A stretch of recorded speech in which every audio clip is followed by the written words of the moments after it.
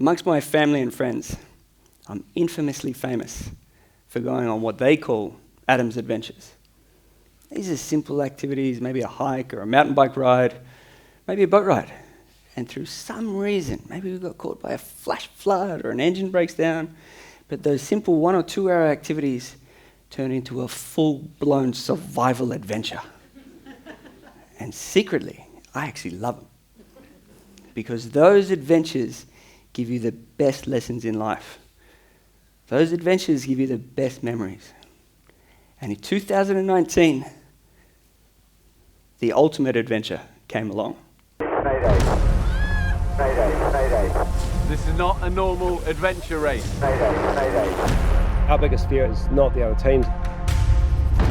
It's the course. I need help! This is the closest we ever get to being superheroes. And it is so hard. brutal. 4 hours of sleep in 4 days. I mean, I don't mind climbing, I mind dying. Fight till the end.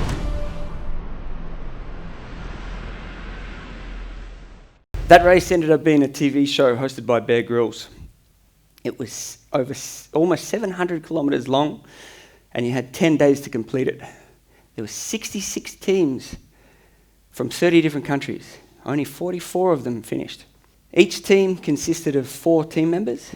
You had to have at least 1 male and 1 female. And it was 24-hour-a-day racing. You could stop whenever you want. We slept on beaches, on the sides of riverbanks, side of dirt road. And maybe you needed 3 hours sleep a night.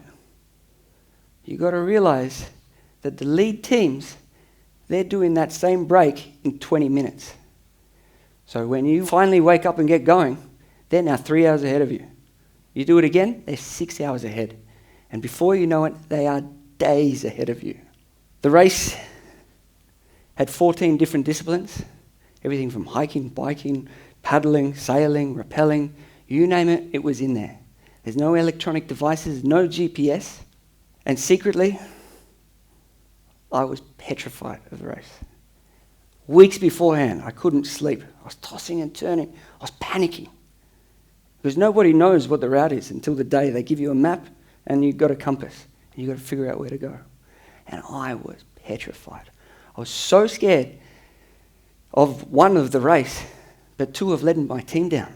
Because if anybody gives up at any stage, either injured or simply gives up, the whole team's out. And because of that panic, as I said, I couldn't sleep. I was tossing and turning. When we finally went into the race, it was hard. It was torturous. As Bear Grylls himself said, it was brutal.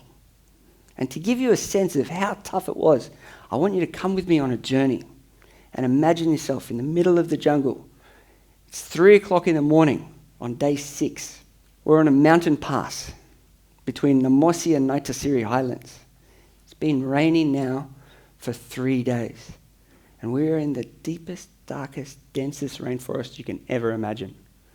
Since we started the race 6 days ago, we have not been dry. We've been wet from either the ocean, from the river, from the rain, or simply our sweat is just drenching our clothes. To get to this point, the day before, we just finished a 6-hour whitewater rafting expedition, and we transitioned straight into the start of this hike at 1 p.m. the day before. We'd now been hiking for 14 hours. The nearest village was 4 hours behind us, and the next village we think is 5 hours ahead of us. This hike is going to be going for at least 19 hours. And because none of us have ever done this kind of race before, our battery management was terrible. Our headlamps were always on high beam. High beam's great when you want to look around the jungle and see what's going on. Like, oh my God, look at the size of that bat. Or, geez, did you see that wild pig just go past us? But it's terrible for the battery life of the lamp. And it 1 o'clock in the morning, 2 hours earlier, the last of our headlights flickered off. We're now walking through the jungle by the little moonlight that is fighting through the rainforest canopy and fighting through the rain. And because of that darkness, we're walking along and all of a sudden we slip down an unseen ledge. Or walking along, we trip over a tree root. Every time we trip over, we land in knee-deep mud. The weight of our backpack just pushing us just that little bit deeper into the mud. Mud is everywhere. It's over our clothes, it's in our hair, it's even in our teeth. It's disgusting. And we're cold, wet, tired, hungry, and I was missing my family like crazy. And for what was probably the 100th time of tripping over and finally getting up, my legs stopped. They wouldn't go anymore. I was physically exhausted, and instinctively I just looked up. I was asking myself, why? Why are we doing this to ourselves? Why are we voluntarily putting ourselves through this much pain? Considering we couldn't win the race because the lead teams had finished the day before. We still had 4 more days to go. So what on earth were we thinking? And before we went into the race, I'd done all my homework, did all the research. I read all the books about self-reflection, presence in the moment, watched all the videos about mentors talking about adversity. There's volumes written about overcoming challenges. But I realized at that moment, I didn't learn any of that stuff from a book. You don't learn any of it until you are there, in the moment, when you're trying to figure out how on earth do I get out of this hole. And I realized I don't learn it from the book. I don't take advice from somebody else's experiences. I've got to draw on my own experiences and things that happened to me. My past has definitely shaped my future. And I drew on a few things. I had to find that tumble-sore spirit, that never give up spirit, to keep going. And just like the entire population of Fiji, in 2016, when Cyclone Winston came through, this is the second strongest storm to ever make landfall anywhere in the world, ever, since records began. And it blitzed through Fiji, destroyed entire villages. Infrastructure was down everywhere. Took months to recover. 44 people died in that event. And yet the Fijian population had that tumble-sore spirit that never give up. Just to add to the trauma that was 2016, just a few months later, I was surfing out at Cloudbreak. Cloudbreak's one of the most famous surf breaks in the world, and I ploughed head first straight into the reef. I didn't know what happened, but luckily I didn't pass out. When I came up, the white water that should have been all around me was bright red. I clutched at my face and there was just a river of blood running down my arm. My right eye closed. I grabbed my board, turned around, and there was another huge wave coming. I scratched for it, duck dive, and as I'm duck diving, my left eye closed. I was blind. I came up. I didn't know if there was another wave coming. I didn't know what I'd done to my face, but luckily, one of my best mates in the world was in a boat just nearby. His survival instincts kicked into gear, took me onto the boat, rushed me into the hospital. I spent 5 days in the hospital. I was medevaced to Australia, and I was treated for 3 broken bones in my face. I needed 70 stitches. I nearly lost my eye. I got a titanium plate inserted into my face to hold all the bones together. And over a month later, I was feeling my face every now and again, and I feel a little bump, thinking it's a pimple, try and squeeze it, and out pops a rock of coral. Ugh, and there was heaps of them. It took a few months of recovery, about 3 months of rehab, and 3 months of building up my own tumble-sore spirit. But eventually, I jumped back in a boat, and I went out for my first surf, back to that same wave that tried to kill me, but it didn't. I didn't let it beat me then, and I wasn't going to let it beat me now. And from that experience, my wife, who's a hobby ceramist, Lisa, makes pottery.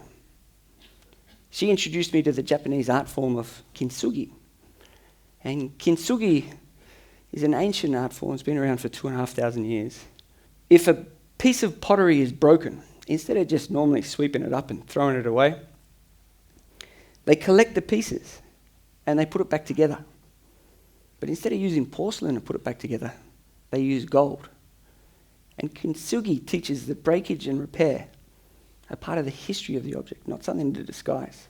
Now this pottery that's been put back together, it's got the same form and function, but it's different. Often it's more valuable and it's stronger. And maybe that symbology helped me get through that moment of the surf, but also while I was standing there going, why are we doing this to ourselves at 3 o'clock in the morning? Another thing that I drew inspiration from was not something that actually happened to me, but it happened to my cousin. During the training phase of this EcoChallenge, my cousin was diagnosed with stage 4 terminal bowel cancer. He was given a finite amount of time left on this earth. And instead of complaining about the pain and whinging that it's not fair, why did it have to happen to him? His attitude, his courage, his kindness was just awe-inspiring for me. Because he just made the most of the little time that he had left. He came and visited us with his wife, came on a holiday to Fiji with his 11-year-old daughter. We were catching up, reminiscing, laughing. It was great. He bought his dream car. He went on a road trip with his brothers down the east coast of Australia. And he made the most of it. Before we went into the race, at the very start, first day, race control gives every single team an emergency positioning beacon. It's held in one of the backpacks. And at any stage of the race, if somebody is injured, you're severely lost, or you've just plain give up, you get that beacon out, you push the button. Within an hour, one of the world's best search and rescue teams flies in on a helicopter, whisks you away, takes you to a 5-star hotel where there's a hot shower, dry clothes, any meal you want from the buffet, and a nice comfortable bed. And the pain is over. It is that easy. And here's my cousin, somebody that's worthy of pushing that button. As soon as he pushed that button, that exit plan, the pain was over. Life, as he knew it, was back to normal. Him and his wife and his daughter could continue with their life. If only he had that button. But he didn't. And he couldn't push that button. So I wouldn't. My pain was temporary. His was a death sentence. So harden up, Adam, and get on with the job. No, all these things running through my head. Me internally yelling at myself. I looked down at my legs that weren't moving, and I was like, come on, you can do it. And I willed it on, and I took one more step. Then another, and then another. 4 days later, and 100,000 steps more, we finally crossed the finish line. The best part of all, there was actually 2 Fiji teams in the race, and we became one. And we were there, arm in arm, walking up the beach to the finish line, proudly singing the Fiji national anthem. As we went up to collect our medallion from Bear Grylls, one of the proudest moments of my life. Can't believe I did that. The adrenaline's high, champagne's going everywhere. We're all having a great time. I couldn't believe it. Finally, once the adrenaline wore off, made it back to my house, to my nice, comfortable bed that I hadn't seen in 10 days. And I literally collapsed in it. I did not wake up for 36 hours straight. I only got up to go to the bathroom every now and again. When I finally woke up, there was 2 pretty cool things that happened. First, I jumped on the scales. Woo! That's the lightest I'd been since a 14-year-old. I'd lost 2 kilos while I was asleep. And the second thing, which was the most empowering thing, was to look back at what we had just done. That sense of accomplishment was very powerful because we had literally gone from one side of VT level to the other, straight through the middle, using only our hands and our feet. Made me realize I can do anything. Anything I put my mind to, with enough training and enough tenacity, I'm going to get there. I'm going to do it. Makes my normal life so much easier. My worst day at work is nothing compared to the struggles that we went through in that jungle. And so Adam's adventures are going to continue. I'm going to keep pushing myself out of my comfort zone, because there's always lessons to be learned in all those struggles and all those adventures that I'm having. And it's my job as a parent to make sure that my kids, and I've got two daughters, 12-year-old Emily, who's here tonight somewhere, and nearly 3-year-old Kaya. And I've learnt 3 important lessons. I actually call them rules, because for them, if they break the rules, they're in big trouble. But these 3 rules can apply to any situation in their life that I can see, whether it's dealing with school, with friends, or maybe as they grow older, business opportunities. And these are lessons that I've learned from my adventures. Rule number 1, don't panic. Don't panic like your dad panicked before the race and freaked out. And everything turned out okay. Rule number 2, tumble soro. Never give up. Just like the Fijian people after Cyclone Winston. And rule number 3, courage and kindness. I've got 2 daughters, so they love the Disney movie Frozen. It comes from that. But just like my cousin, when he was confronted with this cancer situation, his courage and kindness was inspiring. And so be brave and always be kind. Thank you.